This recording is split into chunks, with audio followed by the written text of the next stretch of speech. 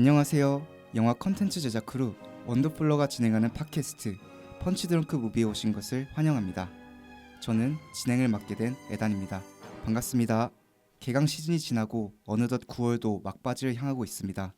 아침 저녁으로 부쩍 선선해진 날씨는 성큼 다가온 가을을 체감하게 하는데요.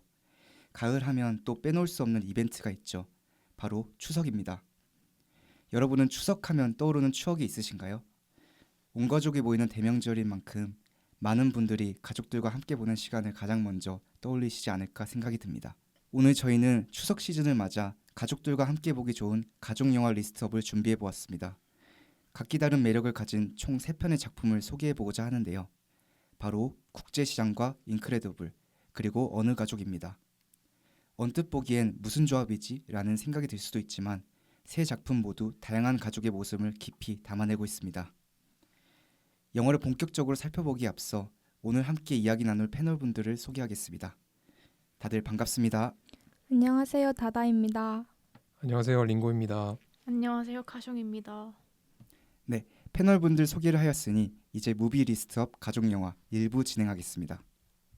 본격적으로 1부를 시작하기 전에 패널분들께 가벼운 질문 하나 드리고 싶은데요.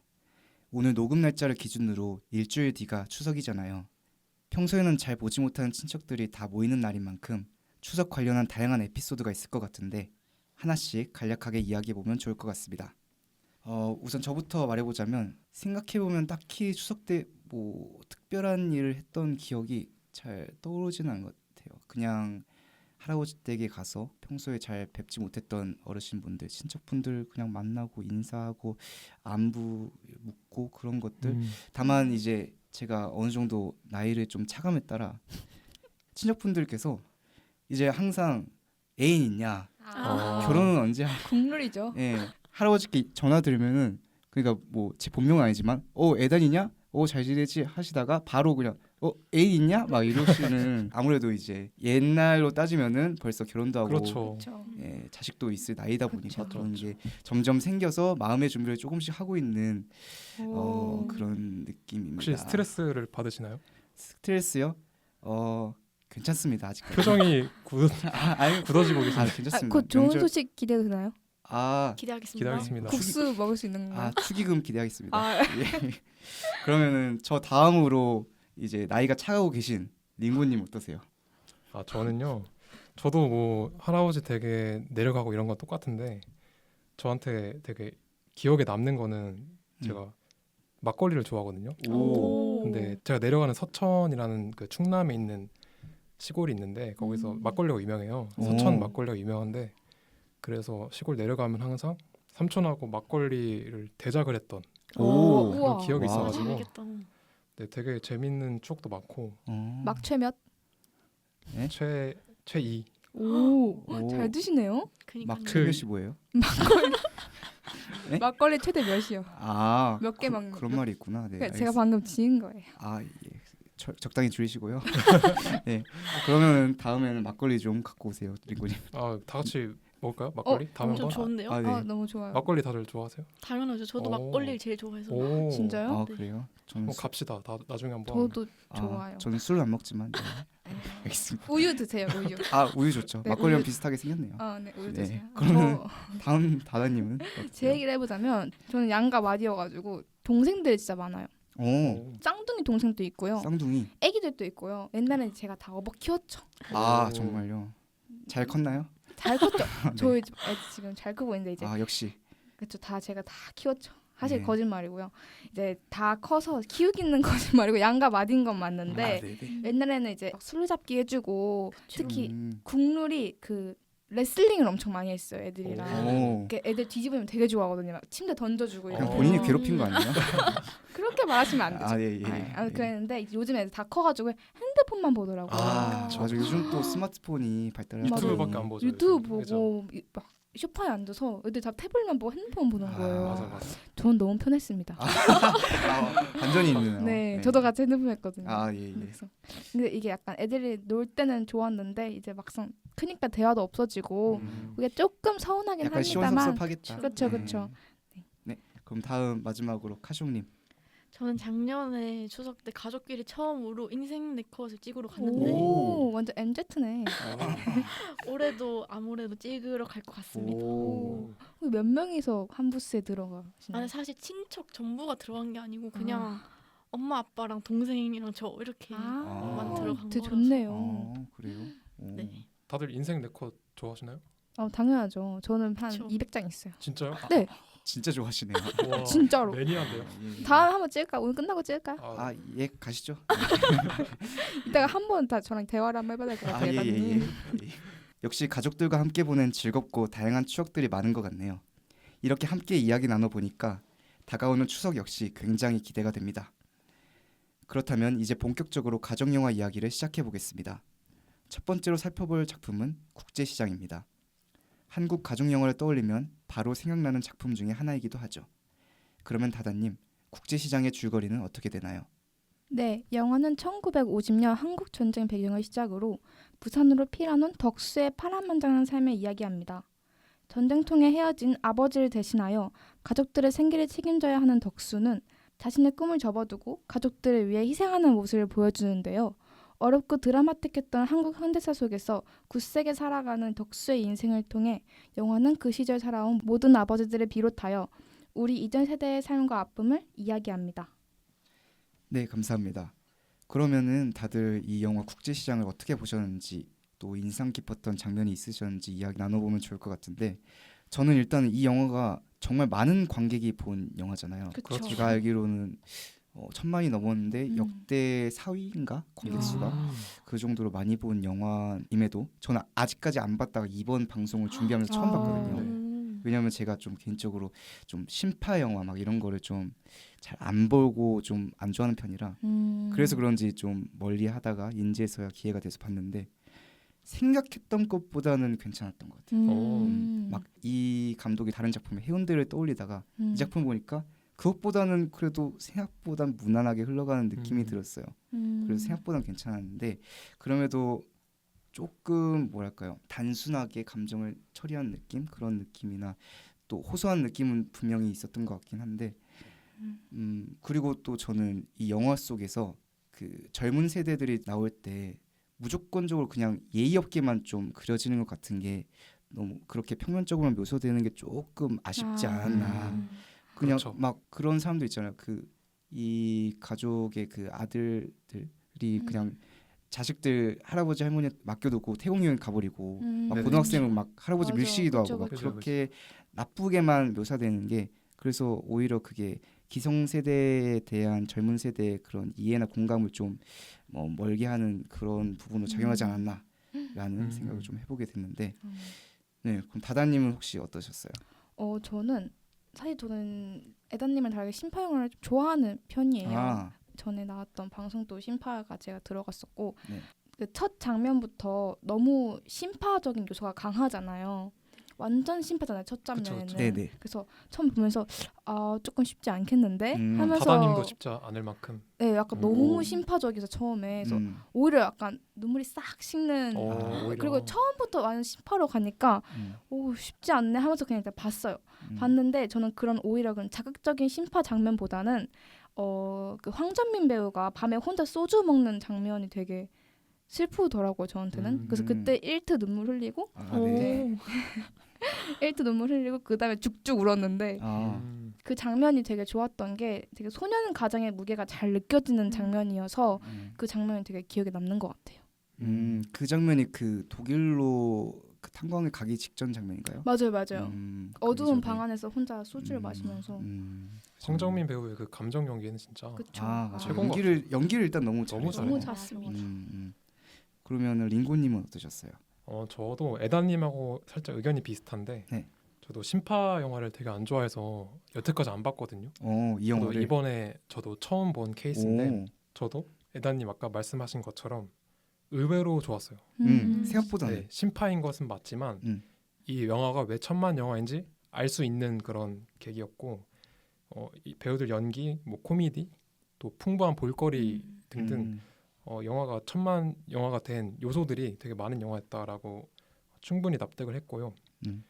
그 제가 개인적으로 좋아하는 장면은 덕수하고 영자가 네. 파티에서 춤을 추는 장면 있잖아요. 아, 거기서 덕수가 광부춤을 추는데 맞아요. 그 드릴 춤. 드릴 춤이 너무 웃겨가지고 음. 그 장면 되게 좋아요. 왜냐하면 덕수의 그런 순박한 모습도 잘 드러나고 황정민 배우의 그 자연스러운 그 춤 그쵸. 동작도 되게 우스꽝스럽고 되게 좋았던 것 같아요. 맞아요. 약간 많은 고생을 하기 전에 약간 때묻지 않은 느낌이 그쵸, 그런, 약간 네, 묻어 맞아요. 있어서 더 그렇게 느껴졌던 것 같아요. 카종님은 어떠세요? 전 사실 국제시장을 2번 봤는데 처음 본 게 중학교 때여서 중학교 때. 네 사실 음. 기억나던 거는 그 흥남 철수 때 네. 장면밖에 기억이 안 났거든요. 어. 근데 이번에 다시 보니까 그것보다 마지막에 덕수가 막 혼자 방에 들어와서 아버지를 막 부르면서 아, 자기가 힘들었다고 고백하는 게 너무 너무 슬프죠, 그죠? 마음이 슬프- 아프더라고요. 짠하죠 진짜. 저는 슬프긴 했는데 너무 대놓고 나 너무 힘들었습니다 막 이러는 게 대놓고 너무 설명을 자기가 해버리니까 그냥 관객들 입장에서 그냥 그 힘듦을 이미 알고 있는데 자기가 굳이 그렇게까지 말을 함으로써 보여지는 게 너무 설명적이고 자기적이지 않나. 사실 할아버지가 그런 말을 잘 안 하잖아요. 그쵸. 그렇죠. 네, 뭐 그래서 저는 약간 아쉬운 부분이긴 했지만 어쨌든 뭐 슬프긴 했죠. 그런데 저는 그 자기적이긴 했는데 저는 네. 당했어요. 울었어요. 진짜요? 당했어요? 눈물이 전 났고 울진 아. 않았는데. 저는 그러니까 사실 너무 많이 울어서 전 다음 날에 눈이 이렇게 부어가지고 진짜. 또 새벽에 봤거든요. 또 새벽 감성 알죠? 새벽 그쵸, 감성 그쵸. 풍부한 거 진짜 약간. 울보시네요. 네. 예. 다음 넘어가줄까요? 예. 저는 근데 슬픈 얘기 나와서 그런데 저는 그 이상가족 상봉 그 장면 저는 그게 또 사실 연출이나 그런 것보다 그 장면 자체 그 현실 자체가 너무 슬퍼서 그거에 맞아요. 압도되는 슬픔이 있어서 되게 슬펐던 것 같고 저도 그거에 당했습니다. 그리고 그 에다님 맞아. 모니터에 실제 상황들이 나오잖아요. 맞아요. 그것 때문에 더 그게 와닿아가지고 그게 진짜니까. 그래서 더 슬펐던 것 같아요. 맞습니다. 네, 그러면은 또 작품의 주인공 덕수는 우리 현대사를 상징하는 인물이기도 하잖아요. 그만큼 영화 속의 다양한 역사적 사건들이 비중 있게 묘사되는데 다들 어떻게 보셨는지 카종님부터 말씀해 주실 수 있을까요?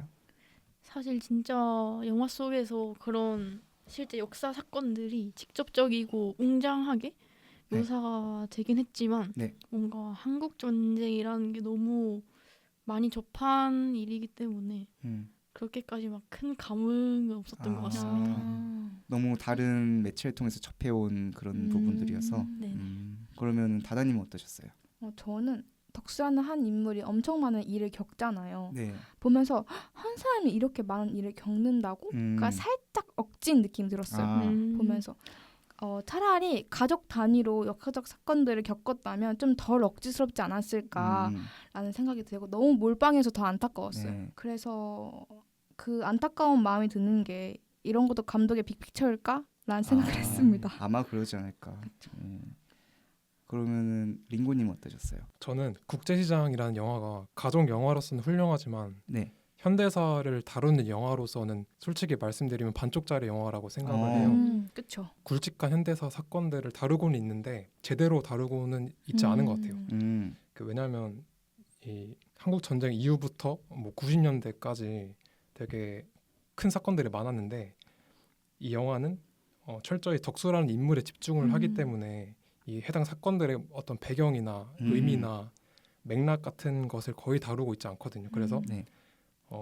이 인물이 얼마나 고생하는지만 부각을 시키고 그 이런 현대사의 큰 사건들은 도구와 배경으로서만 활용을 한다는 점에서 맞아요. 좀 안타까운 측면이 있었고요. 음. 그리고 두 번째로는 현대사의 굵직한 이벤트들을 다루고는 있는데 정작 한국 현대사에서 가장 중요한 위치를 차지하는 민주화운동이 철저하게 배제되어 있다는 측면에서 조금 아쉬운 부분이 있었어요. 그러나 그 현대사의 중요한 순간들을 어떤 잘 묘사를 해서 풍부한 볼거리를 만들었다는 측면에서는 좋았던 것 같습니다. 맞아요. 저도 다양한 볼거리를 준 거는 맞으나 좀 뭐랄까요, 깊이 있게 다루기보다는 그냥 평면적으로 나열한 느낌 그런 느낌을 맞아요. 저도 좀 들었던 것 같아요. 단순히 한 인물을 소개하기 위해서 나온 배경 같은 느낌이었던 것 그렇죠. 같아요. 네, 그럼 영화 속에서는 우리에게 낯설지 않은 인물들도 심심치 않게 발견할 수 있었는데요. 혹시 영화 속 실존 인물들 중 가장 기억에 남는 인물이 누구신지 다다님 혹시 누구세요?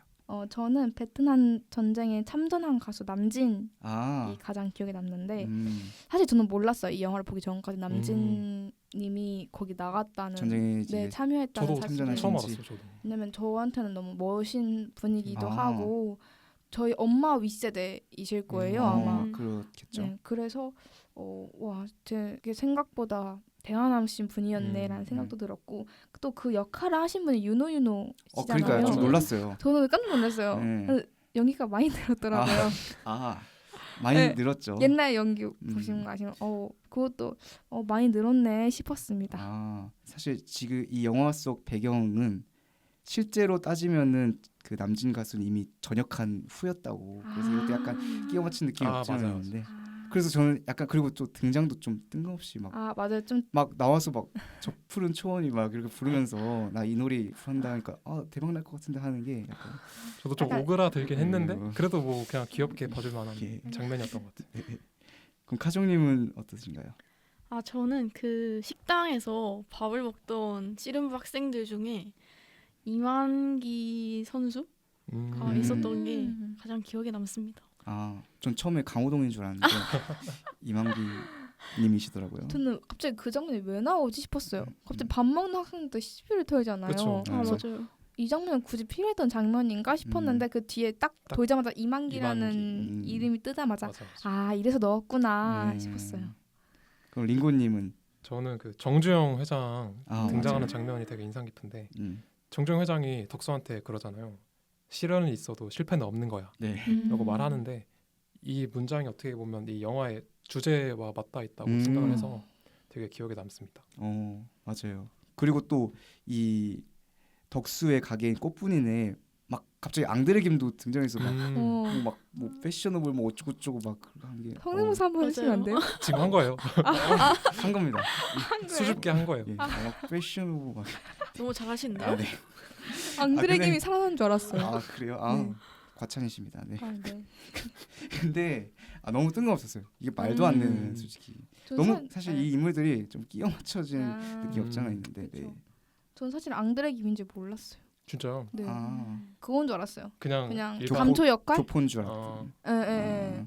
그래서 근데 네. 앙드레김이 워낙에 그 말투가 시그니처여가지고 저는 한 번에 알아보긴 했어요. 그랬군요. 저도 앙드레 김 씨랑 별로 안 친해서 저도 사실 친분은 없어서. 네. 저도 친한 건 아니에요. 네. 네, 알겠습니다.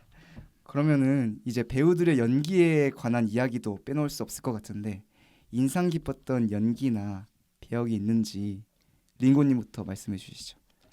저는 이 국제시장에 출연한 거의 모든 배우들 연기에 10점 만점을 주고 싶고요. 그렇죠. 특히 황정민 배우는 정말 대배우라는 칭호가 아깝지 그러니까. 않을 만큼 열연을 펼쳤다고 생각을 합니다. 맞습니다. 특히 그 이상가족 상봉 씬에서 그 막순이와 대화하는 장면은 정말 보면서 황정민 배우가 사람을 울리는 데는 정말 진짜. 우리나라 최고구나라는 생각을 했어요. 그러니까. 그런데 제가 거의 모든이라고 말씀드린 이유는 그 죄송한 말씀이지만 김윤진 배우가 조금 아쉬웠어요. 저는 개인적으로. 왜냐하면 그분이 유일하게 그 시대 풍경하고는 약간 맞지 않는 연기를 좀 한 것 같아서 개인적으로는 좀 아쉬웠습니다. 다다님 뭔가 이거에 대해서 할 말씀이 있어요? 표정이 지금 굳어지고 계신데. 저는 링고님이랑 반대로 김윤진 배우가 되게 인상 깊었거든요. 왜냐하면 김윤진 배우님이 가지고 있는 특유의 목소리가 되게 그 시대랑 잘 어울린다고 생각을 했었고 그리고 김윤진 배우가 나왔던 그런 탄광에서 황정민 배우가 못 나왔을 때 울었던 그 장면의 감정성이 너무 좋았고요. 그리고 이제 자꾸 베트남 전쟁에 나가려고 하는 황정민 배우를 말리는 그 장면이 뭔가 저는 되게 감정선이나 연기가 섬세했다고 생각을 해서 저는 되게 좋았던 연기라고 생각을 합니다. 개인의 취향이니까 이거는 네. 정말 둘 다 존중합니다. 에다님은 어떠셨어요? 저는 물론 이제 당연히 황정민 배우, 뭐 오달수 배우 이렇게 다들 너무 대배우들이니까 너무 연기가 좋았는데 저는 또 덕수의 어린 시절 연기한 그 어린아이 배우 최고예요. 잘하던데 너무 막순이 잘하다. 잃어버릴 때도 그 절망감 너무 잘해 진짜. 그런 것들 되게 그 나이에 맞지 않게 너무 잘해서 인상이 참 깊었습니다. 마지막 카조님은 어떠세요? 저도 주연 배우분들보다 그 막순이가 성장했을 때 연기하신 그 분이 교포가 된 네네. 막순이. 사실 한국 분인 줄 알았는데 그 어눌한 한국말 연기가 너무 자연스러워서 그거 진짜 아닐까요? 찾아보니까 진짜 실제로 교포시더라고요. 맞아. 그래서 신기했어요. 그 짧은 장면에 그렇게 임팩트를 주기가 진짜 쉽지 않거든요. 그러니까요. 연기가 근데 너무 좋았어요. 맞아요. 너무 슬프긴 했어요, 진짜. 네, 그럼 영화의 감독이 윤재균 감독의 전작인 해운대와 마찬가지로 국제시장 역시 신파적 성격이 강하게 느껴지기도 하는데요. 패널분들은 어떻게 생각하시는지 다다님 말씀해 주세요. 제가 지금 링고님이랑 해운대 방송도 들어갔었는데 그렇죠. 온더풀 자칭 심파 전문 패널로서 전문이시군요. 유명하십니다. 네, 한마디로 얹자면 사실 첫 장면 제외하고는 해운대보다는 비교적 담백하다고 생각했었어요. 해운대가 너무 아시죠? 너무 심파가 조금 그렇죠, 심했잖아요. 네. 해운대보다는 조금 덜 들어갔다. 오히려 좀 잘 융화시켰다라고 생각을 해요. 그래서 더 많은 관객이 받지 않았을까. 뭐 해운대도 1,000만 원 넘긴 했지만, 근데 저도 그 부분은 동의하는 게 해운대는 좀 억지스러운 상황도 있고 막 이게 과한 부분도 있었거든요. 막 옥상에서 막 사실 내가 네 아빠야 하면서 돌아가시는 분도 있고 막 그런 식으로 그런 부분이 있는데 그에 비해서 국제시장은 비교적 담백하게 갔다. 그쵸. 그에 비해서 물론 심파의 그 흔적은 뚜렷했지만 여기도 저는 개인적으로 그 다다님의 의견은 황정민 배우의 힘이지 않을까. 이 황정민 배우의 연기력이 곧 개연성으로 돼가지고 그럼 설경구 배우보단 황정민 배우다. 개인적으로 근데 그렇습니다. 그 해운대 때 배우들이 너무 어렸었던 걸로 기억을 해요. 맞아요. 약간 하지연 배우도 그렇고 조금 연기가 살짝 그쵸, 저는 저희가- 개인적으로 아쉬웠어요. 예. 그렇죠. 이 얘기를 해운대 방송에서 했답니다. 그랬군요. 꼭 들어봐 주세요. 한번 복습해 주세요. 네. 카종님은 어떠세요? 근데 뭔가 저는 심파적인 영화에 대해서 뭔가 크게 호불호가 없어서 사실 가족을 소재로 하면 당연히 눈물이 나고 감성을 자극할 수밖에 없잖아요. 그렇죠. 그래서 뭐 눈물은 안 흘렸지만 저는 심파를 안 좋아하지만 이 영화를 보고 눈물을 흘렸는데 사실 왜 웃으시죠? 이 영화적인 감독보다도 이 역사와 이 현실의 그 무게 때문에 그것 그렇죠. 때문에 슬펐지 그쵸, 그 그쵸. 현실이 슬퍼서 슬픈 거지 영화가 막 잘해서 슬펐다 여기는 그런 것 같습니다. 하지만 당했다. 네. 알고도 당했다. 네. 그렇죠. 해운대는 어찌 보면 가상의 사건이잖아요. 네네. 근데 얘는 실제 사건인가 더 이입이 되는 것 같아요. 맞아요. 네, 지금까지 가정을 위해 노력해온 덕수의 삶을 그린 국제시장을 살펴보았습니다. 자신을 희생하면서 묵묵히 가족을 지켜온 아버지의 모습에 가슴이 먹먹해지는 것 같습니다. 그럼 이 분위기를 조금 바꿔서 이번엔 아주 유쾌하고 사랑스러운 가정 영화를 소개해보고자 하는데요. 카종님, 저희가 다음으로 살펴본 인크레더블은 어떤 내용의 영화인가요? 네, 인크레더블은 세계 최강 슈퍼히어로였지만 은퇴 후에 평범한 가장으로 살아가는 밥의 이야기입니다. 그의 아내와 아이들 역시 모두 초능력자지만 그 힘을 숨기면서 살아가는데요. 슈퍼히어로에서 평범한 직장인이자 아버지가 된 그는 자신의 변화를 받아들이기 어려워합니다. 그런 그에게 어느 날 정체불명의 비밀 작전이 떨어지고 밥은 그 작전을 통해 다시 빛나는 영웅으로 복귀하고 싶어합니다.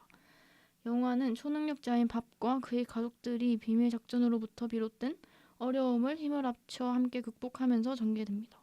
네, 감사합니다. 다들 이 영화 어떻게 보셨는지 기억에 남거나 재밌었던 장면 있었는지 얘기해 보면 좋을 것 같은데 저는 일단 이 영화를 어렸을 때 그 DVD가 있었어요. 이 영화.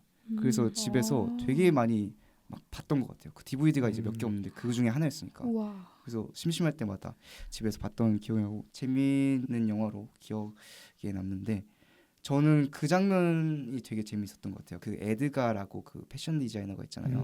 근데 맞아요. 이제 중간에 이제 자신이 이 슈퍼히어로 이 인크레더블 가족을 위해서 만든 슈트들을 이렇게 설명해주는 그 장면 실험하고 그 장면이 되게 웃기고 재밌었고 맞아요. 또 잭과의 케미도 아주 기가 막혔다.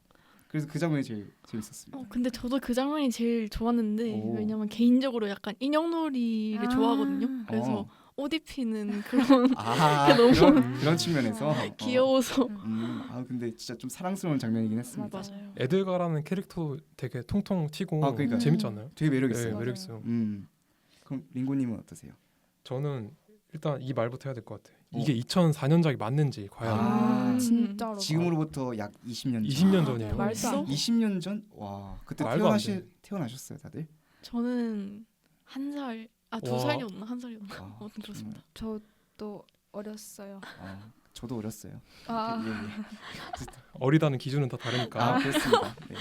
진짜 지금 봐도 세련됐고요. 작화나 각본이나 전부 다 세련됐고 음. 저는 이 영화가 순수 재미로 따지면은 이 영화를 따라갈 영화가 없다고 생각을 해요. 오. 실사 영화를 포함해서 오. 그만큼 너무 쉴 틈 없이 재미있는 영화였고 맞아요. 정말 모든 캐릭터가 다 사랑스럽다. 되게 좋게 보셨네요. 아동마저 사랑. 심지어 신드롬마저 귀엽다. 아, 행동은 마음에 안 들지만 귀엽다. 저는 약간 어떤 장면이 기억 남았냐면 네. 딸이랑 아들이랑 밥상에서 싸우는 장면이 아, 네, 네. 기억에 남았는데 사실 저도 남매예요. 남동생이 어. 한 명 있는데 네. 저도 그렇게 싸웠거든요. 아, 밥상에서? 그렇게 싸웠어요? 네, 저 아. 그렇게 싸웠어요 밥상에서. 아. 그래서 초능력 가진 애들이나 없는 애들이나 밥상에서 사는 거 똑같다. 똑같다. 다 네. 매한가지다. 사는 건 다 매한가지다. 똑같다. 똑같다라는 음, 생각을 했습니다. 되게 음. 재밌게 봤어요 그 장면을. 그러면 인크레더블은 가족 영화이기도 하지만 동시에 히어로물이기도 하잖아요. 가족 히어로물이라는 점이 독특하게 다가오기도 하는데 다들 어떻게 생각하시는지 카숑님부터 말씀해 주세요. 네, 원래 기존 히어로물은 대부분 히어로 한 명이 일반인과 결혼을 해서 가정을 이루는 경우가 많잖아요. 근데 뭔가 이번에는 가족 모두가 초능력을 다 아기까지도 갖고 있으니까 이 가족 모두가 주인공이 된 느낌이 강해져서 좀 더 관심이 가는 영화였던 것 같습니다. 저도 카숑님이랑 되게 비슷한 의견인 게 이게 참 영리해요 픽사가. 픽사 영리하죠. 영리하죠. 아까 말씀하셨다시피 보통 혼자 하거든요 영놀이를. 그쵸. 알죠? 약간 혼자 위험에 빠지고 혼자 헤쳐나가는 그쵸. 히어로물이 많은데 근데 그런 점에서 인크레더블은 기존 히어로물과 클리셰를 이제 적절하게 가족과 함께 잘 섞어서 내놓은 영화지 않나. 그래서 되게 아까 링고님이 말씀하신 것처럼 진짜 20년 전 영화 같지가 않았어요. 맞아요, 진짜. 그러니까요. 진짜 엄마 아빠뿐만 아니라 자식들 또 아기까지 이렇게 능력을 맞아요. 발휘해서 이렇게 세상을 구하니까 그게 참 매력적으로 다가왔던 것 같고 링고님은 어떠세요? 저는 이 가족이라는 소재 때문에 이 히어로물 팬들뿐만 아니라 좀 더 많은 사람들에게 다가갔던 것 같아요. 보통의 히어로들은 특별한 존재로만 묘사되는데 이 인크레더블 가족은 어느 한 가정의 구성원이라는 사실을 관객한테 상기를 시키기 때문에 친근하게 다가갔던 것 같고 그리고 주인공 한 명한테 초점을 맞추는 게 아니라 가족 구성원들 간의 유기적인 협동에 초점을 맞추기 때문에 더 역동적이고 재밌는 액션씬이 많이 나온 것 같아요. 맞아요. 맞아요. 그리고 이게 가족이다 보니까 이제 한 가족이 좀 위험에 빠지면 구해야 되고 막 능력을 더 발휘해야 되잖아요. 맞아요. 그래서 막 감히 내 가족을 건드려 하는 느낌으로 이렇게 하니까 더 이게 막 몰입이 되고 맞아요. 재밌고 맞아요. 더 맞아요. 짜릿한 그런 느낌이 들지 않았나 싶습니다. 네, 그리고 영화에서는 이렇게 톡톡 튀는 주인공 가족의 초능력 역시 돋보이는데 혹시 패널분들은 각자 갖고 싶은 초능력이 있는지 말해보면 좋을 것 같은데 저는 여기서 따지면 개인적으로 대쉬 대쉬 엄청 빠르잖아요. 그냥 그쵸. 눈에 안 보일 정도로 빠르잖아요. 맞아요. 근데 그렇죠. 저희가 사실 여행을 되게 좋아하고 어. 세상의 모든 곳을 가보고 싶은 게 제 꿈인데 달려서요? 대쉬라면 대쉬처럼 빠르다면 어디든 갈 수 있지 않을까. 그쵸. 그래서 이 능력 참 탐난다. 그리고 오. 중간에 대쉬가 너무 빠르니까 물 위를 달리기도 맞아요, 하잖아요. 맞아요. 그 장면 정말 짜릿했는데 제가 개인적으로 수영 못해서 음. 수영 못하면 달려서 바다를 건너겠다. 물수제비가 되시는 거죠? 아, 인간 물수제비처럼 태평양을 너무 건너다. 잘 어울리는데요? 인간 물수제비? 칭찬인가요? 네, 칭찬. 네, 아, 감사합니다. 저는요. 네. 저도 탐나는 게 하나 있어요. 저는 그 아빠의 괴력. 아. 제가 원래 힘이 진짜 없어요. 아, 그래요? 네. 그럴 한번 나중에 것 같아요. 팔씨름 한번 할까요? 예. 제가 왜냐면 힘이 너무 없고 제가 알바를 하고 있는데 네. 짐을 옮기 너무 힘든 거예요. 무슨 알바였는데요?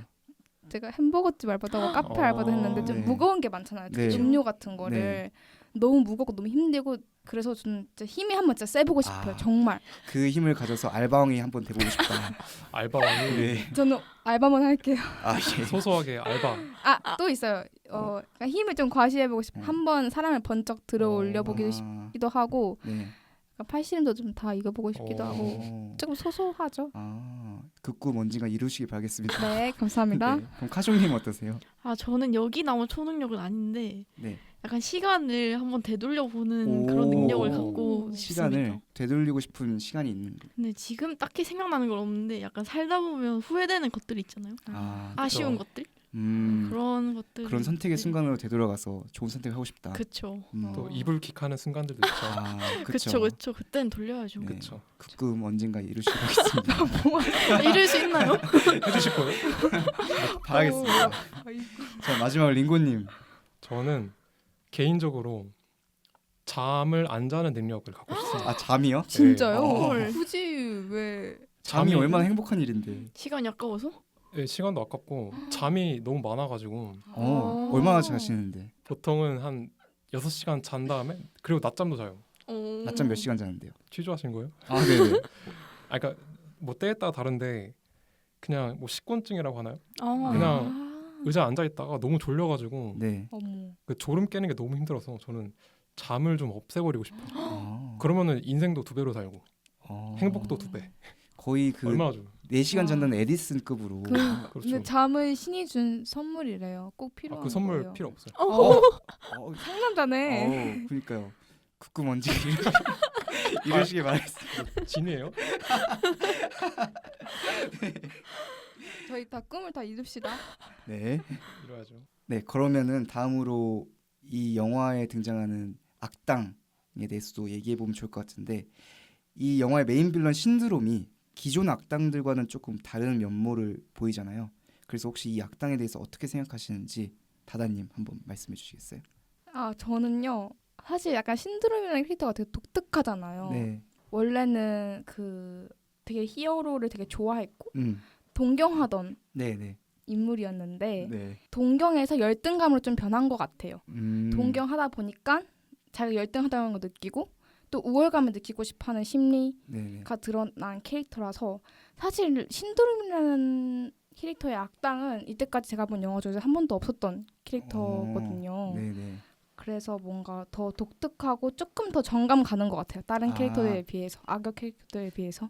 저도 약간 이 신드롬이 빌런임에도 연민이 살짝 느껴지는 부분이 있었던 것 같아요.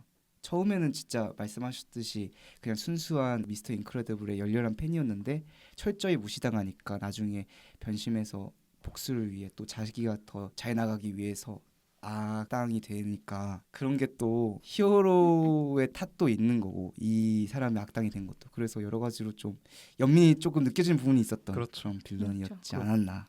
또 맞아요. 귀엽기도 해요. 귀여웠나요? 아주 홀릭하셨던데요. 너무 귀여워요. 그 머리가 너무 귀엽잖아요. 그런 머리 좋아하시는군요. 다음에 도전 한번 해보시면 해볼까요? 돼요. 다음에 네. 다음에 한번 미용실 봐요. 가서. 네. 네. 네네. 그럼 카숑님은 어떠세요? 끝이에요. 링고님은 이렇게. 링고님 이렇게 끝나는 링고 건가요? 들어볼까요? 네. 너무 궁금해요. 네네. 저는 그 신드롬이라는 이름에 대해서 말하고 싶은데 아. 다들 왜 신드롬인 줄 아나요? 아니요? 왠데요? 뭔데요? 왜냐면요, 신드롬이 증후군이라는 뜻이잖아요. 네. 네.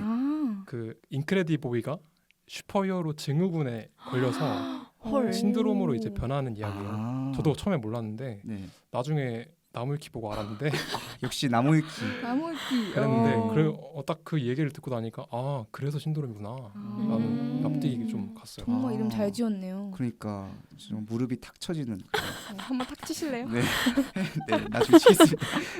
그럼 카종님은 어떠세요? 저도 약간 불쌍했던 게 마지막에 죽을 때가 되게 뭔가 불쌍했거든요. 불쌍하고 약간 잔인하기도 잔인해요. 하고. 맞아요. 조금 갑자기 급 잔인했어요. 작품 초반에 에드나가 히어로는 망토를 달면 안 되는 이유에 대해서 설명을 했잖아요. 네네. 근데 결국에 그 신드롬이 마지막에 망토가 제트 엔진에 끼어서 그게 빨려 들어가서 약간 좀 몸이 갈리는? 뭐 그게 직접적으로 묘사되지는 않지만. 네, 그래서 그게 약간 복선이었구나라는 네. 걸 깨닫게 되었습니다. 그렇죠. 잘 활용된 복선이기도 하지만 그 끝이 약간 잔혹한 부분이 그쵸. 있었던. 픽사 영화치고 굉장히 잔인한 편인 것 그쵸. 같아요. 네, 그러니까요. 그리고 그 전에 막 그 잭잭한테 머리털 뽑히고 막 그러잖아요. 맞아. 그 부분도 약간 불쌍한 면이. 그건 좀 통쾌했는데. 그래요? 그런 머리 좋아하신다면서. 그러니까. 예. 2018년에는 무려 14년 만에 속편인 인크레더블 2가 개봉하기도 했죠. 많은 사람들을 기다린 만큼 후속작에 대한 관심 역시 뜨거웠는데요. 여러분은 인크레더블 2 보셨나요? 또 전작과 차이점이 있다면 같이 이야기 나눠봐도 좋을 것 같습니다. 혹시 보신 분 계신가요? 죄송합니다. 저도 안 봤습니다. 저는 봤습니다. 다행히도. 역시 네. 시네필. 역시 MC. 시네필. 네. 어땠어요? 되게 재밌었어요.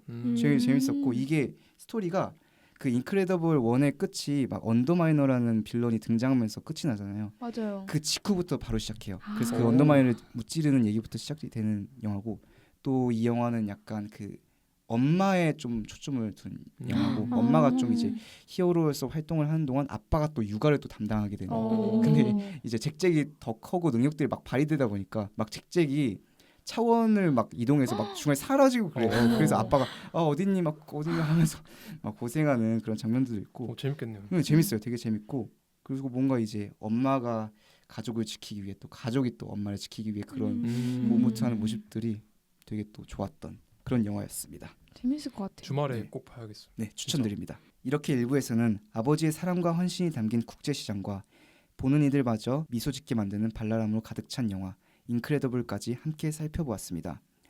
두 영화 모두 가족을 이야기하고 있지만 정반대의 감정을 느낄 수 있었던 작품이었습니다. 역시 가족 영화의 형태는 참 다양한 것 같습니다. 이어지는 2부에서는 평범한 듯 평범하지 않은 가족의 이야기 고레에다 히로카즈 감독의 어느 가족과 가족 영화에 대한 패널분들의 다양한 생각까지 이야기 나눠볼 예정이니까요. 방송 끝까지 함께 해주세요. 2부로 넘어가기 전에 앞서 살펴본 국제시장 속 OST죠. 철부지 막내딸 끝순이 역을 맡았던 김슬기 배우가 장미 여관과 함께 리메이크한 노을한 셔츠의 사나이 듣고 가겠습니다. 노란 셔츠 입은 말 없는 그 사람이 어쩐지 나는 좋아 어쩐지 맘에 들어 오빠야 나온나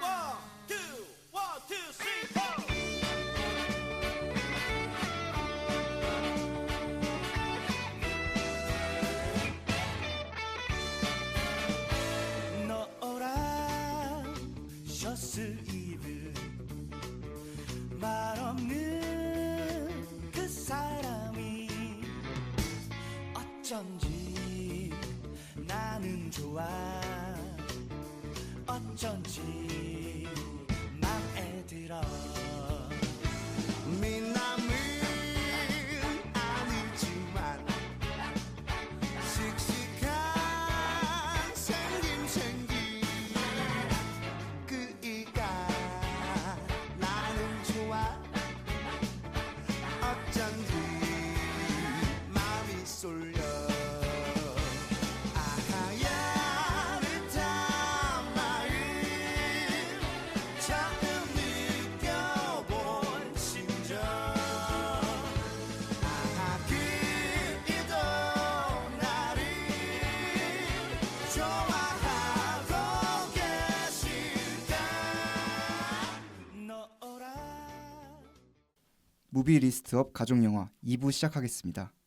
앞선 1부에서는 전통적인 가족의 형태 안에서 그들에게 주어진 어려움을 가족의 단합과 애정을 통해 극복하는 영화 두 편을 살펴보았는데요.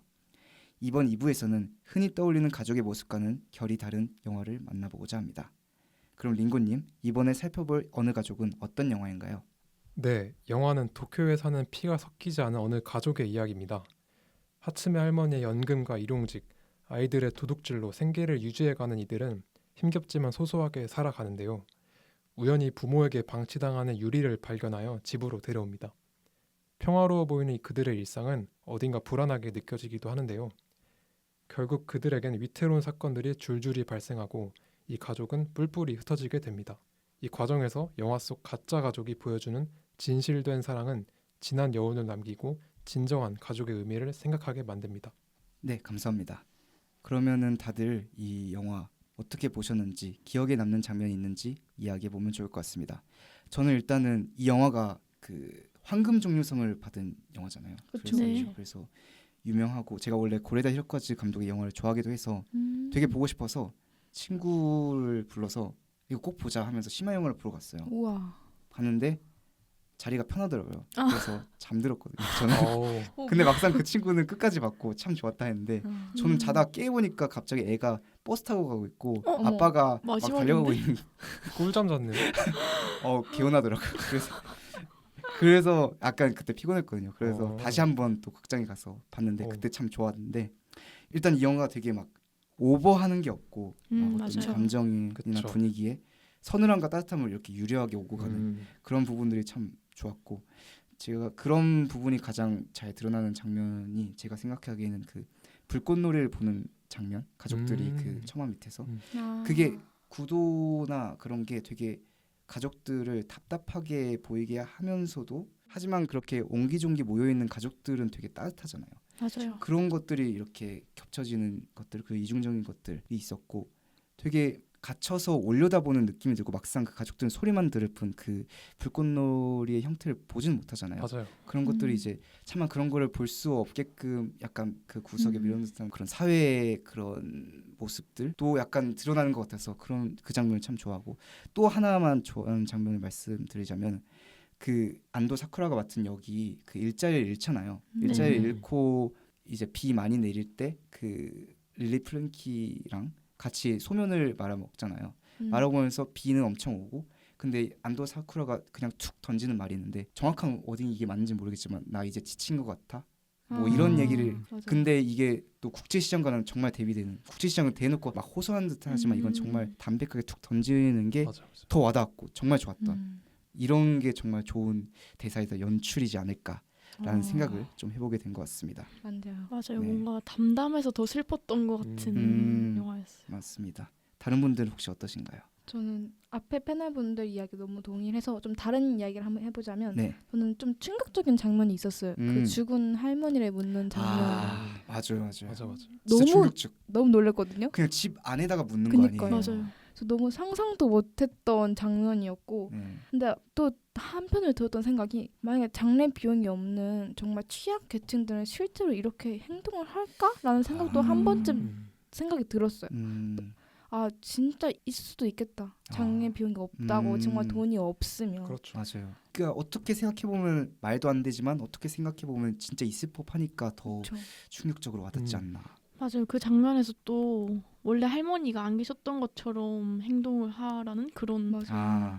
대사 같은 게 있었잖아요. 그러니까요. 맞아요. 그렇게 같이 동고동락했던 할머니를 그냥 지워버리는. 되게 서늘하잖아요. 맞아요. 그 대사 하면 맞습니다. 링고님은 그럼 어떠세요? 저는 이 영화를 사전 정보 없이 봐가지고 포스터만 보고 네네. 마냥 따뜻한 영화로만 아. 알고 있었는데 뒤통수를 제대로 맞았고요. 그니까요. 이 영화는 개인적으로 인생 영화는 좀 거창하고 네. 올해 본 최고 영화입니다. 오. 네. 각본, 연기, 음악, 연출 모든 요소가 다 훌륭한 네네. 육각형 영화라고 생각하고요. 이 맞아요. 영화가 되게 훌륭한 점이 감정적으로 휘몰아치는데 심파 장면이 없어요. 그 맞아요. 점이 대단한 연출이라고 네네. 생각이 되고 저는 다른 분들이 뭐 장면 설명하셨으니까 음악에 대해서 좀 말하고 싶은데 이 음악을 호소노 하루미라는 네. 일본 레전드 그룹 오. 하피엔도 출신의 작곡가가 만든 음악인데요.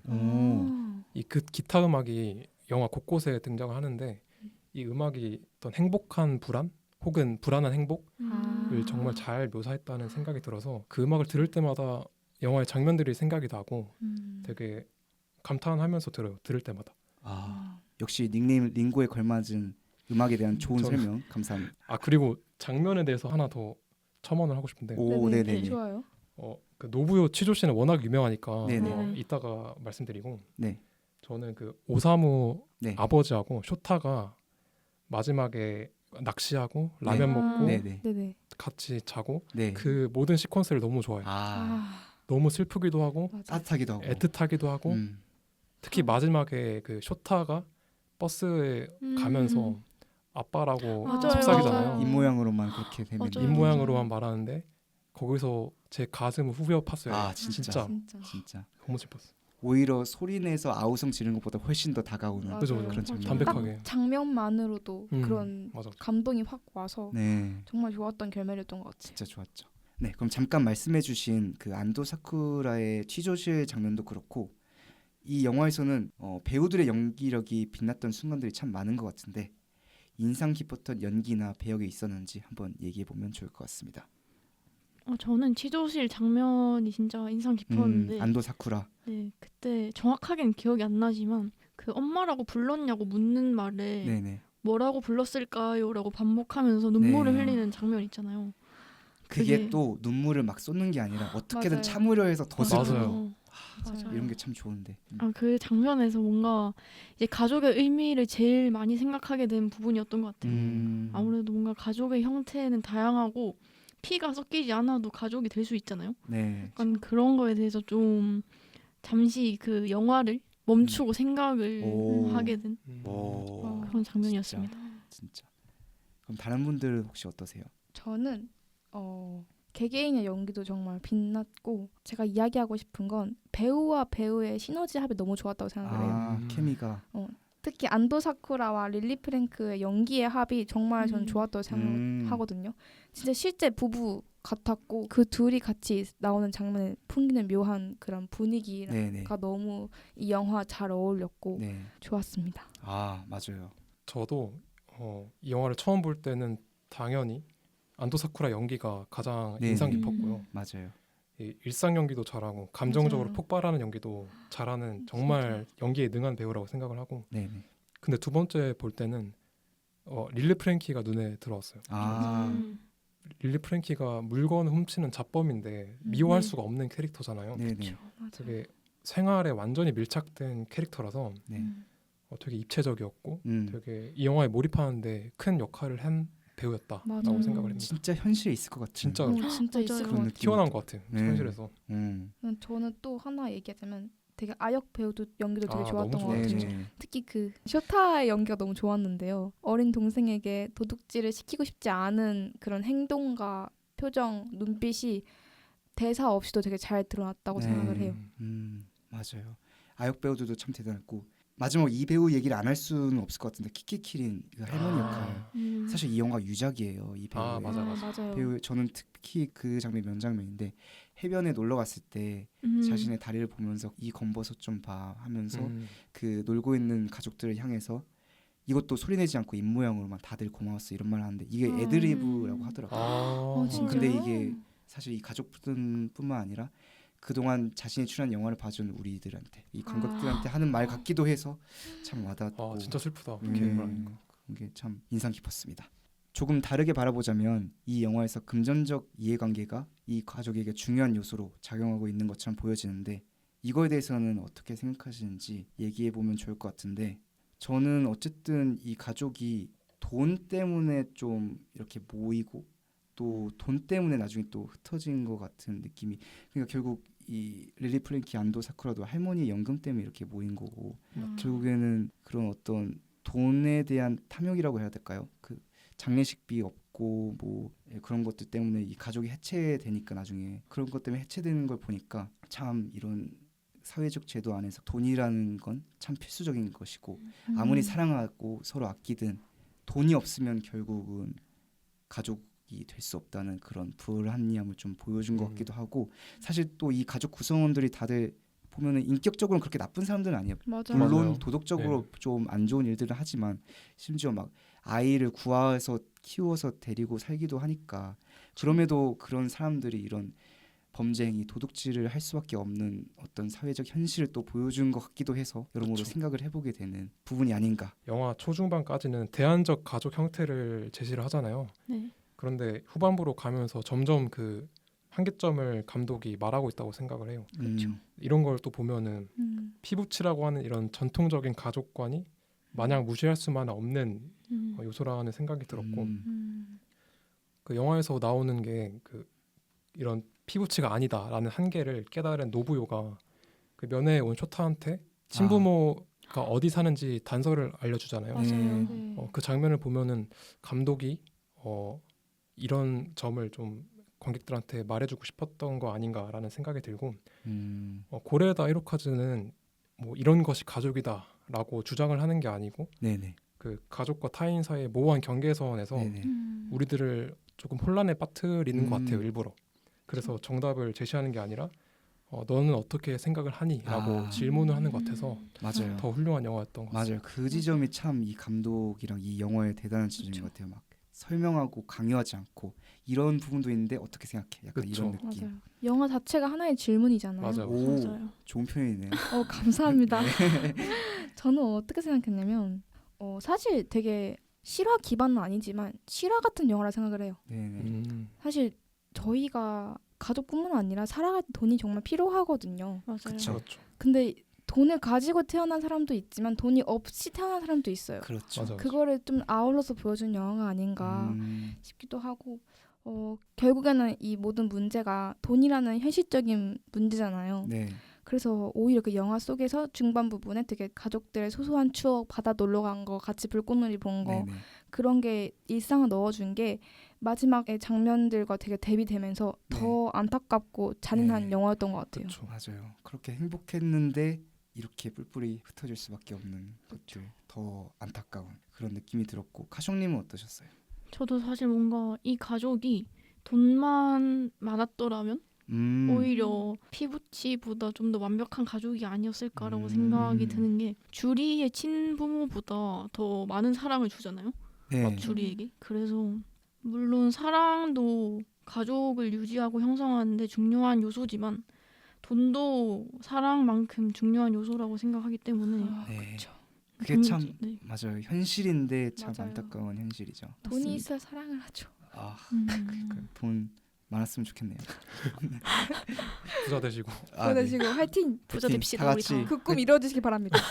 네, 감사합니다. 하여튼 다 같이 힘냅시다. 네, 특히 또 이 고레에다 히로카즈 감독은 가족 영화를 이야기할 때 빼놓을 수 없는 감독이기도 하잖아요. 그만큼 여러 가족의 형태와 가능성을 다루는 것이 그의 필모그래피의 특징이라고 할 수 있는데, 혹시 소개하고 싶은 감독님의 또 다른 작품이 있으신지 링고님 혹시 있으세요? 저는 두 작품을 봤는데요. 네네. 걸어도 걸어도랑 바닷마을 다이어리를 봤는데 오, 저는 개인적으로 걸어도 걸어도를 좀 좋아하는 편이에요. 아, 네네. 근데 이 걸어도 걸어도는 어느 가족에 비하면 조금은 슴슴한 영화예요. 평양냉면처럼. 평양냉면 스타일인데 아, 네네. 그만큼 더 여운이 짙게 남는 아. 영화고요. 그것이 이 영화가 가진 힘이라고 저는 생각을 하고요. 네. 대략 줄거리 설명드리면은 키키캐린이 또 나오고요. 오. 키키캐린의 장남이 죽는데 그 죽음을 둘러싼 아픈 기억을 회복하는 이야기예요. 그런데 그 속에서도 자잘한 유머가 섞여 있어서 네네. 되게 유쾌하게 또 뭉클한 장면도 아. 많고 그래서 되게 여운이 짙게 남는 그런 영화입니다. 네, 저도 그 영화 참 좋아하는데 거기서의 키키키의 연기도 그렇고 또 막 계단씬 같은 명장면도 그런 거 참 너무 좋죠. 좋아하고, 저는 고레다 히로카즈 감독의 다른 영화 중에 그렇게 아버지가 된다는 영화를 되게 음. 좋아하는데, 명작이죠. 네, 이 감독의 영화들 중에서 가장 제가 좋아하는 이야기인 것 같아요. 약간 그 아들이 바뀐 거잖아요. 바뀐 아들이고, 그래서 그 아들이 남처럼 멀어지다가 결국 자기가 진짜 이 아들의 아버지였구나. 이것도 어떻게 보면 피가 섞이지 않았지만 같이 함께했다는 그 시간들만으로도 가족이 될 수 있는 것을 좀 보여준 거 아닌가 싶기도 하고, 그래서 참 좋아합니다. 다다님은 어떠세요? 저는 사실 가족 영화를 잘 보는 편은 아니에요. 고레타 히로카즈 감독의 영화를 이번 방송 중이면서 처음 보게 됐는데, 어느 가족이 처음으로 본 네, 고레다 어느 히로카즈. 가족이 처음 보게 된 영화인데 애초에 약간 잔잔한 영화를 이렇게 잘 찾아보는 스타일은 네. 아니에요. 제가 몸 심파 영화. 이렇게 몰아가시면 다음 방송 못해요.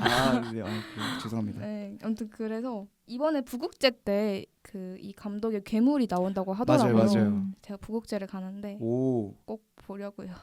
그 꿈 꼭 이루시길 바랍니다. 오늘 몇 개를 읽어드렸는데요. 너무 남발하나요? 꿈이 많네요. 카족님은 어떠세요? 저도 그 다다님과 마찬가지로 다른 작품을 아직 안 봐서 개인적으로 브로커를 가장 보고 싶습니다. 그 송강호 배우랑 그런 한국 네네. 맞아요. 배우들 나오는. 약간 뭔가 제가 사회적 약자들이 나오는 영화를 좋아하거든요. 그래서 그런 브로커도 간략한 줄거리를 좀 보니까 어느 가족처럼 평범한 가족에 대한 얘기는 아니더라고요. 그래서 좀 보고 싶다는 생각이 들었습니다. 또 이 영화는 가족의 의미에 대해서도 생각을 안 해볼 수가 없는 영화인데, 패널분들은 진정한 가족이란 각자 무엇이라고 생각하는지 한번 얘기해 보면 좋을 것 같습니다. 저는 그렇게 생각하는 것 같아요. 이 질문에 대해서 어떻게 답을 할까 좀 고민했는데 약간 그 라이스보이 슬립스라는 영화에 대한 방송을 하면서도 조금 얘기를 한 것 같긴 한데 결국에는 그 식구라는 말이 있잖아. 식구가 가족인데 왜 식구냐? 밥을 같이 먹어서 식구인데 결국엔 밥을 같이 편하게 나눠 먹을 수 있는 사람들이 오. 가족이 아닌가? 저는 오. 이렇게 짧게 정의 내려보면 어떨까 싶습니다. 에다님 받고 제가 오, 얘기하는데 저 비슷한 내용이에요. 네네. 그래서 지금 저는 약간 사랑하면서 편안함을 느끼는 관계가 아닐까 싶습니다. 사랑만 하면 연인이고 편안함만 느끼면 친구기 때문에 사랑과 편안함을 동시에 느끼고 그걸 나누는 집단이 오. 가족이 아닐까 한번 정의해봤습니다. 오, 굉장히 멋있는데요? 논리적인데요. 오, 괜찮네요. 오. 네. 감사합니다. 네. 그럼 카종님.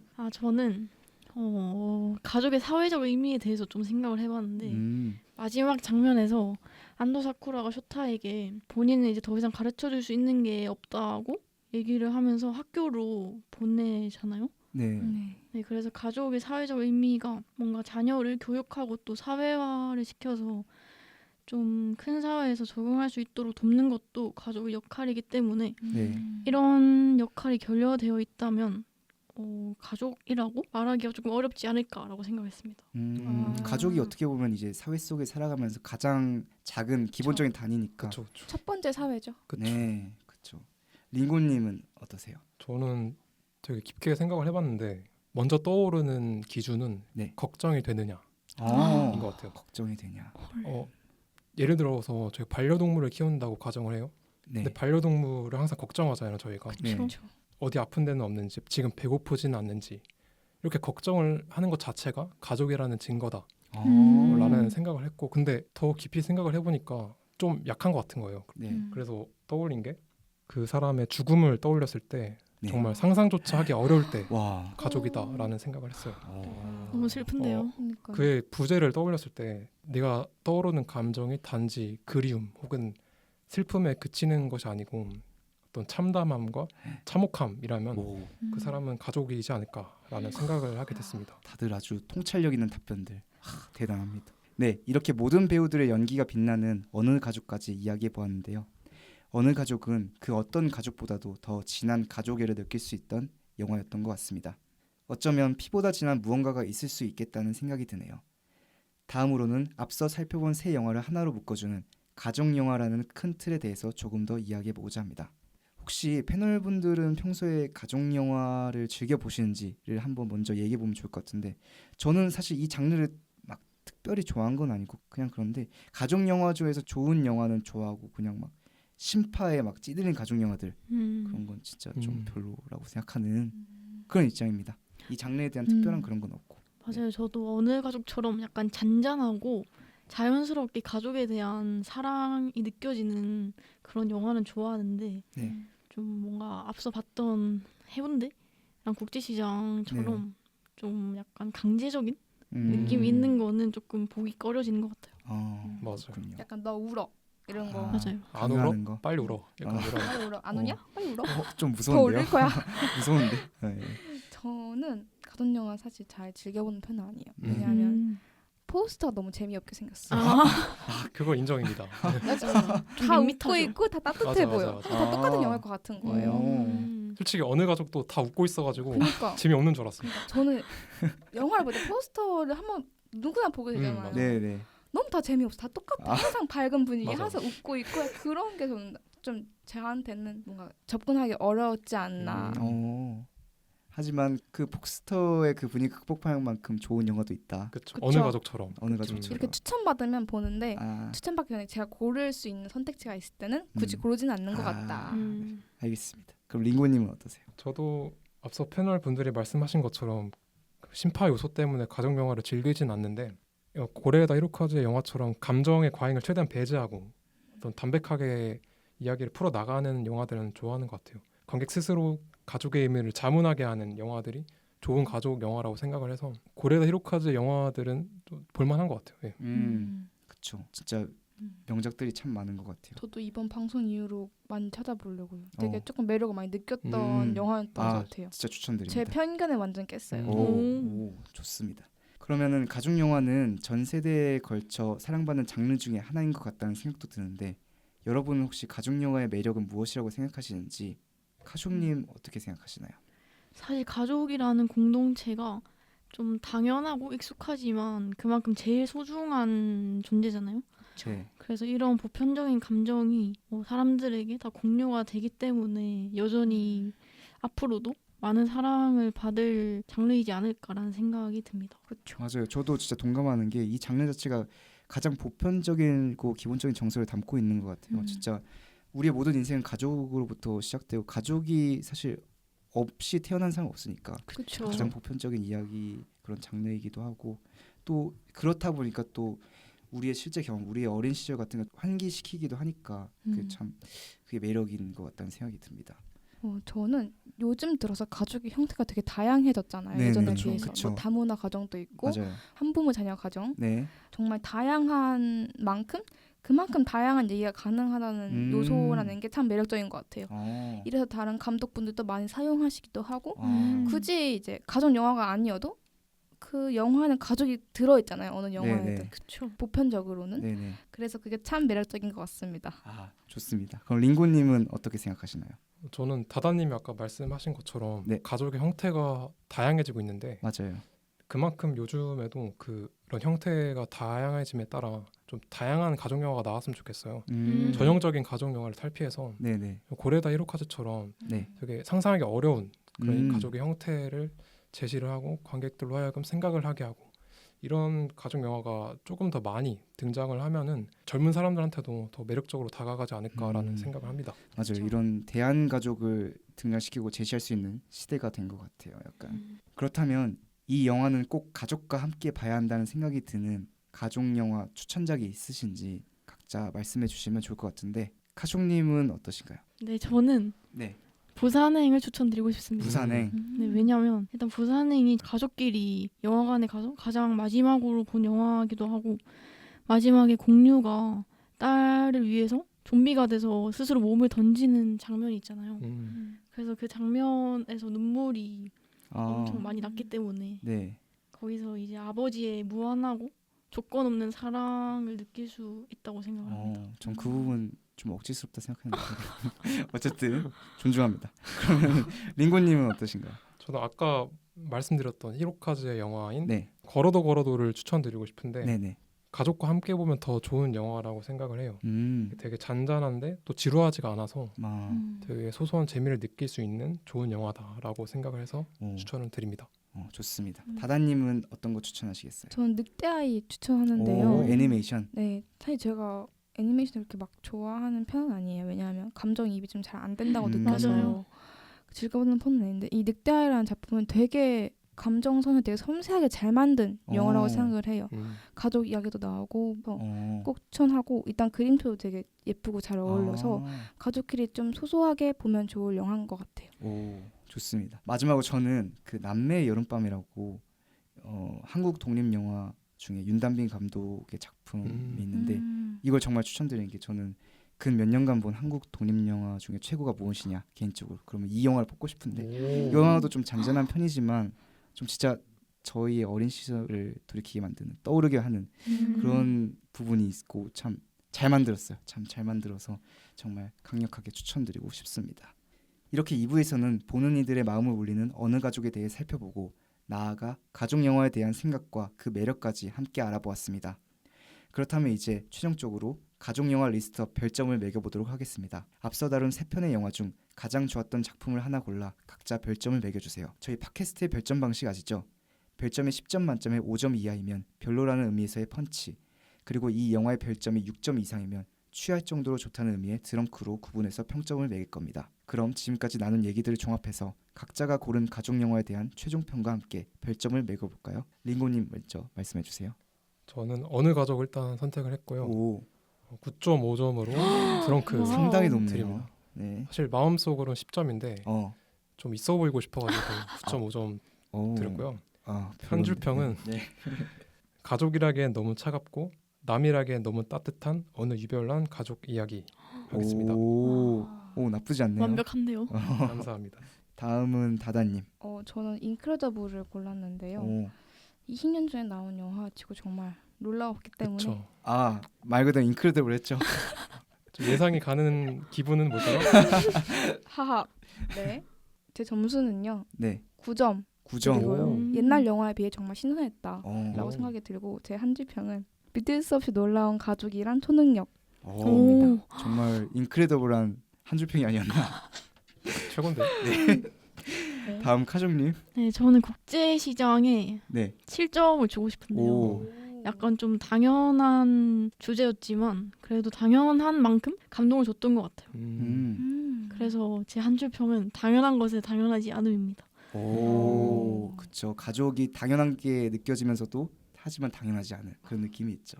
좋습니다. 저는 링고니처럼 어느 가족을 뽑아봤는데 일단은 이 영화 참 좋아갖고 저도 9점 드렁크 드리고 싶고 그죠.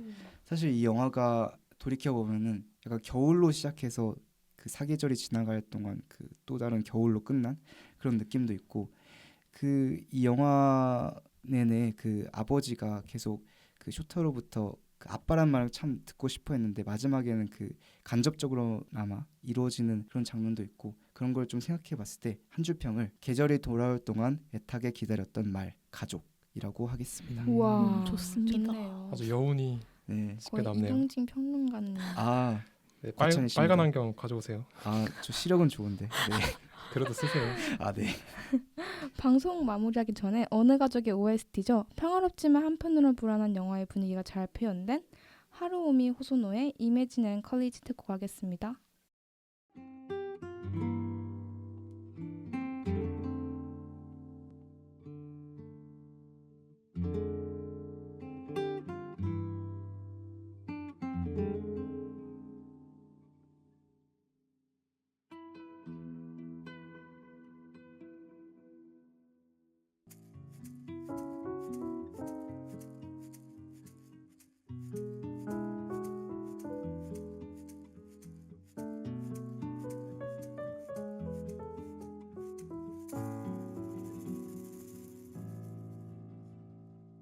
오늘 방송에서는 가족영화 리스트업을 통해 총 3편의 작품을 같이 살펴보면서 우리 사회 속 다양한 가족의 모습에 대해 생각해 보았습니다. 사실 가족이란 운명 공동체는 우리가 선택할 수 없는 것 중에 하나잖아요. 그렇기 때문에 그 안에서 살아가는 우리가 각자 느끼는 가족의 의미 역시 전부 다를 수밖에 없는 것 같습니다. 현대 사회에 이르러서는 가족의 형태가 더욱 다양해지고 있는데요. 그만큼 가족을 정의 내리는 기준에 대해서도 의견이 분분한 것 같아요. 그러나 그 정의와 기능이 어찌 되었건 가장 중요한 건 서로를 향한 사랑과 유대가 아닐까 생각이 듭니다. 다가오는 주말에는 가족들과 함께 오늘 소개해드린 애틋한 영화들을 보며 시간을 보내시는 건 어떨까요? 그럼 지금까지 진행의 애단 패널의 다다. 링고 가정이었습니다. 다음 시간에 만나요.